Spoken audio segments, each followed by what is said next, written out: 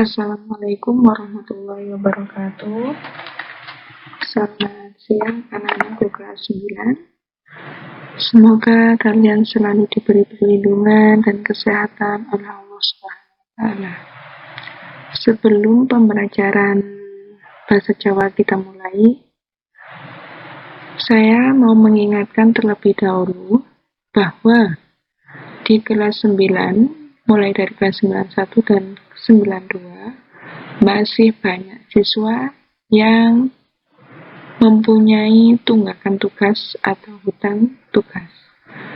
Sehingga saya mengingatkan, mohon tugas-tugas tersebut diselesaikan. Jika lupa, harus menanyakan pada guru mapel masing-masing. Bagi anak-anakku, pembelajaran bahasa Jawa, kita masuk dalam wilangan telu, yaitu tentang pidato utawa sesorah. Persiapkan LKS-nya beserta buku catatan atau buku tugasnya. Silakan dipahami penjelasan-penjelasan yang saya jelaskan, serta didampingi LKS halaman 46.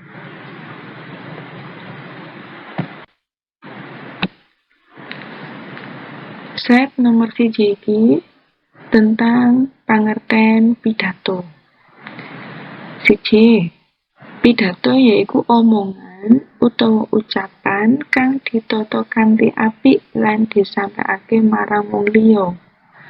Pidato minangka salah sawijining keterampilan lisan kanggo ngungkapake isi pikiran, perasaan, gagasan, warta, lan liya-liyane. Jadi pidato itu merupakan ucapan yang ditata sedemikian rupa dan disampaikan kepada orang lain. Pidato merupakan keterampilan berbicara atau keterampilan lisan. Itu maksudnya nomor 1. Yang nomor 2, pengertian sesorah atau pidato yaiku micara utawa matur utawa nglairake gagasan sarana lisan ing sangarepe wong akeh kanthi ancas tinamtu. Maksudnya yang pengertian nomor 2 yaiku micara utawa omongan utawa nglairake gagasan, menemukan gagasan secara lisan di depan orang banyak dengan tujuan tertentu. Ancas tinamtu itu tujuan tertentu. Itu artinya atau maksud dari nomor 2. Sambil dilihat LKS-nya halaman 46. Ancasing sesorah utawa tujuan sesorah. Tujuan pidato 1. Atur pambagya, yaiku sesorah kanggo nampa rawuh tamu kang ana ing acara apa wae, kayata acara syukuran, supitan, tanggap warsa utawa ulang tahun, pangantenan lan liya-liyane. Iku atur pambagya. Sing keloro, atur kabar utawa paring informasi. Tujuannya memberikan informasi. Secara utawa pidato kang aweh kabar utawa informasi, umpamane acara rapat, organisasi utawa promosi barang. Ku tujuan sing keloro. 3. Atur pangajak, yaiku sesorah utawa pidato kang ancase utawa tujuane supaya sing mirengaken percaya banjur ketarik atine lan gelem nindakake apa kang diwadharake dening sing sesorah. Jadi maksudnya sing ketiga ini pidato dengan tujuan supaya yang mendengarkan percaya dan langsung tertarik dan mau melakukan apa yang dicontohkan oleh yang berpidato. Contohnya sekarang pidatonya Presiden untuk menganjurkan masyarakat Indonesia menggunakan masker. Itu tujuan dari sesorah atur pangajak.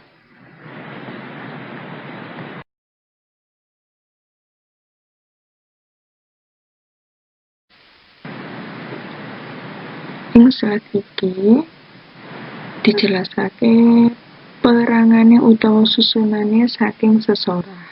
Jadi susunan pidato nomor 1, salam pambuka. Salam pambuka iku duweni isi kaya kata assalamualaikum, terus selamat pagi, selamat siang, selamat sejahtera, itu termasuk salam pambuka. Loro, purwaka basa utawa pambuka. Purwaka basa nduweni isi ngaturake syukur marang Gusti, atur panuwun marang Bapak Ibu. Ku contone ngucapno syukur alhamdulillah atas kehadirat Ilahi Robbi serta para undangan yang telah meluangkan waktunya guna untuk pertemuan wali murid siswa kelas 7. Itu yang termasuk purwaka basa utawa pambuka. 3, surasa basa atau yang disebut dengan isi pidato. Surasa basa yaiku udaraning bab kang diwedharake marang pamirsa. Jadi penjelasan yang dijelaskan kepada para pendengar atau pemirsa. 4, dudutan. Dudutan itu kalau dalam bahasa Indonesia itu kesimpulan saking surasa basa kang diringkes. Jadi kesimpulan dari isi pidato yang diringkas sedemikian rupa, itu yang disebut dudutan. 5, pangarep-arep. Pangarep-arep yaiku pangarepan kang disampaiake pamirsa, kayata mugi-mugi saking pidato niki kita sedaya oleh syafaat. Pangarep-arep itu kalau dalam bahasa Indonesia adalah harapan. 6, wasana basa. Wasana basa iku panutup. Panutup yaiku atur panuwun lan nyuwun pangapunten yen gadah luput marang pamirsa. Jadi permintaan maaf dan mengucapkan terima kasih kepada pemirsa atau para tamu undangan itu.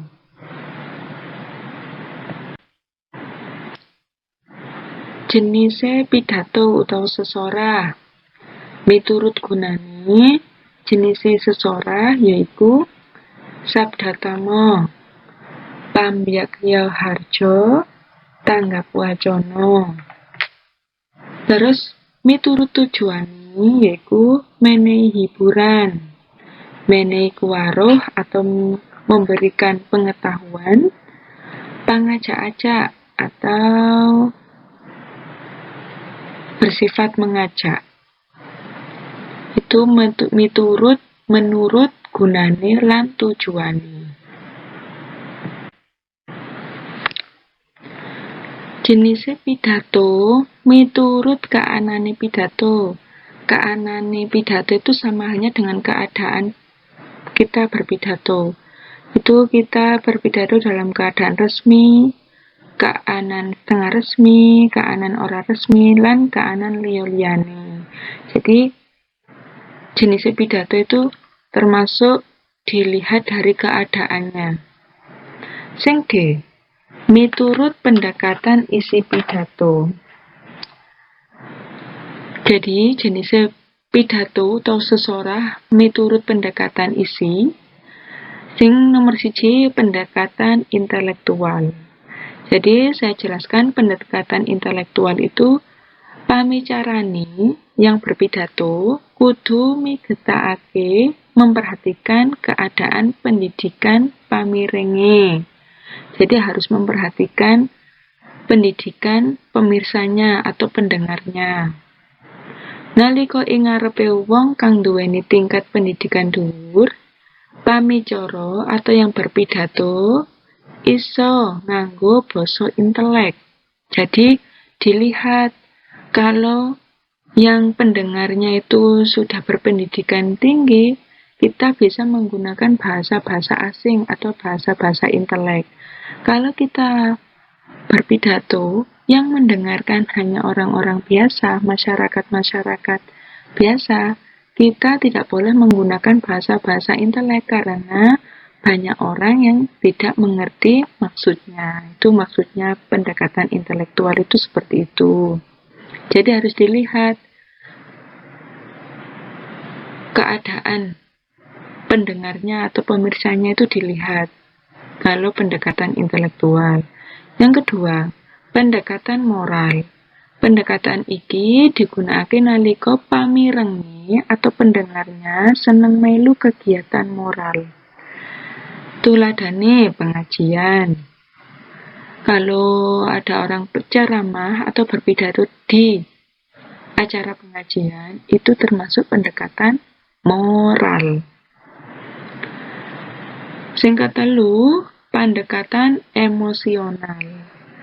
Pendekatan iki efektif nalika pamicara atau yang berpidato bisa mancing emosine pamireng utawa pendengarnya. Jadi yang berpidato itu bisa mancing emosi pendengarnya. Nganggo rasa sedih, seneng, lucu lan liya-liyane. Pidato jenis iki nyesuaiake marang kahanan emosi pamireng. Jadi kalau berpidato dengan pendekatan emosional harus menyesuaikan dengan keadaan emosi pendengarnya supaya pamireng bisa nampa agar pendengar itu bisa menerima dengan jelas apa yang disampaikan oleh yang berpidato. Itu maksudnya.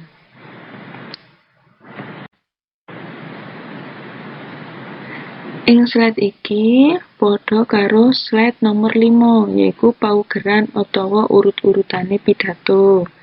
Sing nomor 1 tak baleni malih, uluk salam utawa salam pambuka. Nomor 2, purwaka basa. Purwaka basa iku terbagi dadi 3. Atur pakurmatan, puji syukur, lan atur panuwun. Sing ketelu, surasane basa utawa isi pidato. 4, wasana basa, ukara kang mungkasi, kalimat yang mengakhiri pidato. Sing terakhir, salam panutup. Itu. Jadi paugeran atau urut-urutan pidato itu harus diperhatikan sebelum melaksanakan pidato. Jangan sampai purwaka basa dilakukan terlebih dahulu sebelum salam pambuka. Itu pidatonya malah amburadul. Jadi tidak berurutan, urut-urutannya salah kayak gitu. Jadi harus diperhatikan dengan sebaik-baiknya. Di slide iki nerangake bab-bab kang kudu digatekake sadurunge sesorah dimulai. Jadi yang harus diperhatikan sebelum berpidato. Sing pertama yaiku basa. Basa yaiku bab kang penting lan kudu digatekake nalika nyusun sesorah utawa pidato. Contohe yen audiene utawa pendengare luwih sepuh, basa kang digunakake yaiku basa krama. Yen luwih enem utawa enom, basa kang digunakake saged nggawa basa nguku. Jadi dilihat pendengarnya itu banyak orang tuanya atau orang mudanya. Itu harus dilihat terlebih dahulu menggunakan bahasa yang cocok. Sing nomor 2, swara. Swara yaiku vokal kang disampaiake marang audien atau pendengar. Swara yen seseorang niku kudu jelas utawa gampang dimengerti. Jadi suarane sing berpidato itu harus jelas, nggak oleh dememeng. Wong nek dememeng itu kan sulit dimengerti omongannya kayak gitu. 3, busana. busana, yaiku klambi kan diagem wektu nyampe ake sesorah, yaiku busana kang sopan lan pas karo acarane iku. Jadi busana itu harus diperhatikan juga. Kita harus menggunakan baju apa dalam situasi yang bagaimana. Jangan sampai kita berpidato menggunakan baju atau busana yang tidak cocok dengan keadaannya. Papat, solah bawah. Solah bawah itu sikapnya. Solah bawah niku penting yang sesorah. Jadi sikap itu penting dalam berpidato. Solah bawah itu harus dijaga. Ngagek jejeg, berdiri jejeg, madep marang pamirsa. Jadi kalau orang berpidato itu nggak boleh pakai lembak-lembok seperti penari. Harus ngagek jejeg, berdiri tegak, madep marang pamirsa. Madep berhadapan dengan audien atau pendengar.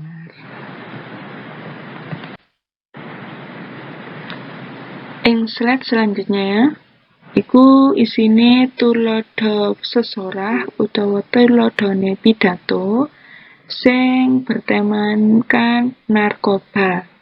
Silakan diwoco sampai selesai supaya ngerti isine.